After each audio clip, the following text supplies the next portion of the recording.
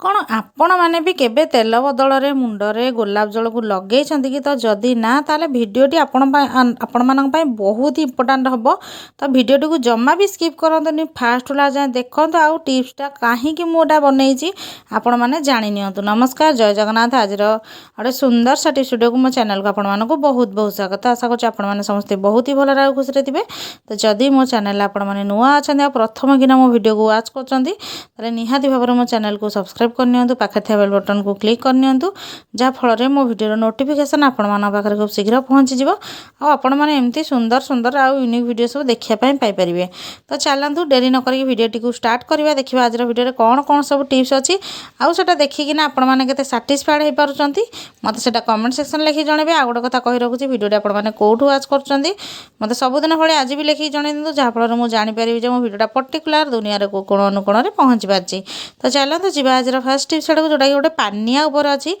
ତ ପାନିଆ ଏଇ ଟାଇପ୍ର ଆମ ଘରେ ତ ରହିଛି, ଆପଣମାନଙ୍କ ଘରେ ଅଛି କି ନାହିଁ କହିପାରିବିନି, କିନ୍ତୁ ମାନେ ପ୍ରୋବ୍ଲେମ୍ଟା ହେଲା ନା, ଛୋଟ ପିଲାଙ୍କ ଘର ଯେହେତୁ, ଏଥିରେ ସବୁ ମାନେ ଡଟ୍ ଡଟ୍ ଟାଇପ୍ର ଲାଗିଥିଲା ଗୋଟେ କଲରିଂ ଭଳିଆ, ତ ସେଇଟାକୁ ପିଲାମାନେ ଛଡ଼େଇ ଦେଇଛନ୍ତି, ଯାହାଫଳରେ କି ଏଇଟା ମୁଣ୍ଡ କୁଣ୍ଡିଆ ପାଇଁ ପ୍ରୋବ୍ଲେମ୍ ହେଉଛି। ମାନେ ବହୁତ ମୁନିଆ ଯେହେତୁ ଅଛି, ତାର ମାନେ ମୁଣ୍ଡରେ ଭୁସି ହେଇଯାଉଛି। ତ ସେଥିପାଇଁ ଆପଣମାନେ କ'ଣ କରିବେ ନା, ଯେଉଁ ନେଲ୍ ପଲିସ୍ଟା ଟିକେ ବହଳିଆ ହେଇଯାଇଥିବ, ତ ସେଗୁଡ଼ାକୁ ଏମିତି ଆପଣମାନେ ଏଥିରେ ଲଗାଇ ନେବେ, ଯାହାଫଳରେ କି ଆପଣମାନଙ୍କୁ ଏଇଟା ମୁଣ୍ଡକୁ କୁଣ୍ଡେଇବା ପାଇଁ ବହୁତ ହି ସ୍ମୁଥ୍ ଲାଗିବ, ଆଉ ପୁରା ମାର୍କେଟରୁ ଆସିଲା ଭଳିଆ ହେଇଯିବ। ତ ଦେଖନ୍ତୁ କେତେ ବଢ଼ିଆ ଭାବରେ ହେଇଗଲା। ମୋର ଆକ୍ଚୁଆଲିଟା ବହୁତ ଦିନ ହେଲା ଏମିତି ପଡ଼ି ରହିଥିଲା, ତ ମୁଁ ତାକୁ ଏମିତି କରିବା ଦ୍ୱାରା ଏଇଟା ସମସ୍ତେ ମୁଣ୍ଡ କୁଣ୍ଡେଇ ପାରୁଛନ୍ତି ଆରାମସେ, ଆଉ ଜମା ବି ପେନ୍ ହେଉନି।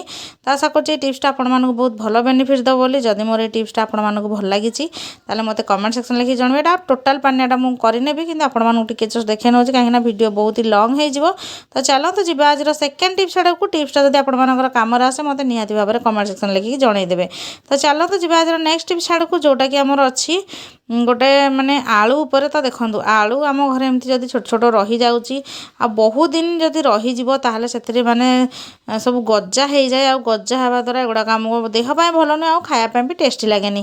ତ ସେଥିପାଇଁ ଆପଣମାନେ କ'ଣ କରିବେ ନା, ଯେତେବେଳେ ବି ଯେଉଁ ରଖୁଛନ୍ତି ଏମିତି ଆଳୁ ଗୁଡ଼ାକୁ, ତ ସେଗୁଡ଼ାରେ କ'ଣ କରିବେ ନା, କିଛି ପେପର୍ ମାନେ ଯେଉଁ ନ୍ୟୁଜ୍ ପେପର୍ ଗୁଡ଼ାକ ଆପଣମାନଙ୍କର ଦରକାର ହୁଏନି, ଆପଣମାନେ ପଢ଼ି ସାରିଲା ପରେ ମନେ କରନ୍ତୁ ଡେଟ୍ ନାହିଁ ତା'ର, ତାକୁ ରଖିଦିଅନ୍ତି ଘରେ ଅଲଗା ଚିରାଚିରି କରି ଫୋପାଡ଼ି ଦିଅନ୍ତି। ତ ସେମିତି ଚିରିକିନା ଗୋଟେ ନ୍ୟୁଜ୍ ପେପର୍ ଗୋଟେ ପେଜ୍ ଆପଣମାନେ ଏଥିରେ ପକାଇ ନେବେ, ଯାହାଫଳରେ କି ଯେତେ ବି ଆଳୁରେ ମଏଶ୍ଚର ଆସିବ, ଓଦା ଓଦା ରହୁଥିବ, ତ ସେଗୁଡ଼ାକ ସବୁ ଆମର ପେପର୍ ଟାଣି ନେବ, ଯାହାଫଳରେ ଆମର ଆଉ ଯେ ଓଦା ସକାଶେ ଆକ୍ଚୁଆଲି ଆମର ଏଇଟା ମାନେ ଗଜା ବାହାରି ପଡ଼ିଥାଏ। ତ ସେଥିପାଇଁ ଆପଣମାନେ ଏଇଟା ଏମିତି ଛୋଟ ଛୋଟ କରିକି ପକାଇବା ଦ୍ୱାରା ଆମର ଏଇଟା ଆଉ ଗଜା ବାହାରିବନି, ଆପଣମାନେ ଆକୁ ଅଧିକ ଦିନ ଯାଏଁ ବ୍ୟବହାର କରିପାରିବେ।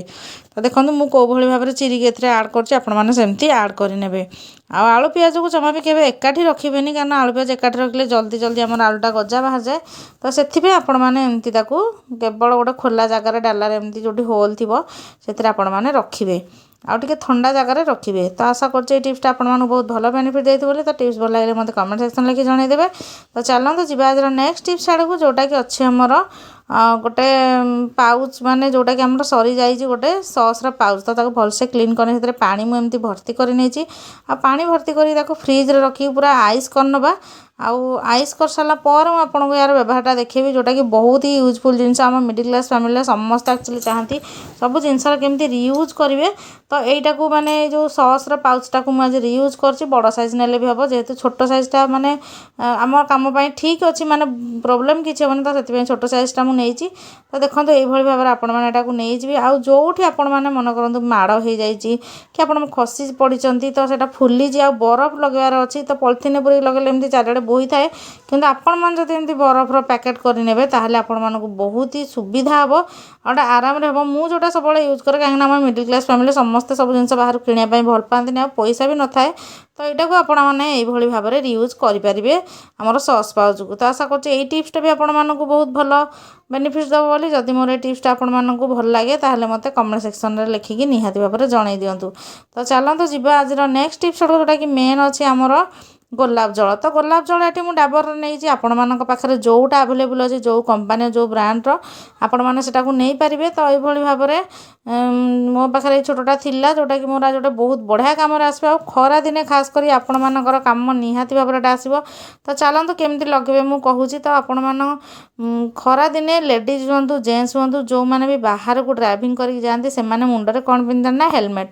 ତ ହେଲମେଟ୍ରେ ଝାଳ ଜମିକିନା ଆପଣମାନଙ୍କର ମୁଣ୍ଡଟା ଯଦି ସ୍ମେଲ୍ ହେଉଛି ଆପଣମାନେ ଜଲ୍ଦି ଜଲ୍ଦିରେ ଅଛନ୍ତି ତାକୁ ସଫା କରିବା ପାଇଁ ହେଉନି କି ତାପରେ ସବୁଦିନ ସଫା କଲେ ବି ଆମ ଚୁଟି ମାନେ ନଷ୍ଟ ହେଇଯିବ ରଫ୍ ହେଇଯିବ। ତ ସେଥିପାଇଁ ଆପଣମାନେ ଏମିତି ଗୋଲାପ ଜଳ ଲଗେଇ ନିଅନ୍ତି। ଆପଣମାନଙ୍କୁ ଫ୍ରେଶ୍ ଫିଲ୍ ହେବା ସହିତ ଆପଣମାନଙ୍କ ମୁଣ୍ଡ ବି ବହୁତ ବଢ଼ିଆ ମାନେ ବାସ୍ନା ହେବ। ଆଉ ସବୁବେଳେ ତ ହେୟାର ସିରମ୍ କି କ'ଣ ଆମେ ଲଗେଇ ପାରିବାନି କିନ୍ତୁ ଏମିତି ଜଷ୍ଟ ଟିକେ ଯଦି 2-3 ଡ୍ରପ୍ ଆପଣମାନେ ଲଗେଇ ଦେଉଛନ୍ତି ଆପଣମାନଙ୍କର ହେୟାରରେ ଆପଣମାନଙ୍କ ହେୟାର ବି ବହୁତ ବଢ଼ିଆ ସ୍ମେଲ୍ ହେବ ଆଉ ଜମା ବି ବ୍ୟାଡ୍ ସ୍ମେଲ୍ ହେବନି। ତ ଆଶା କରୁଛି ଏଇ ଟିପ୍ସଟା ଆପଣମାନଙ୍କର ଖରା ଦିନରେ ନିହାତି ଭାବରେ କାମରେ ଆସିବ। ମୁଁ ନିଜେ ଟ୍ରାଏ କରିକି ଦେଖିଛି।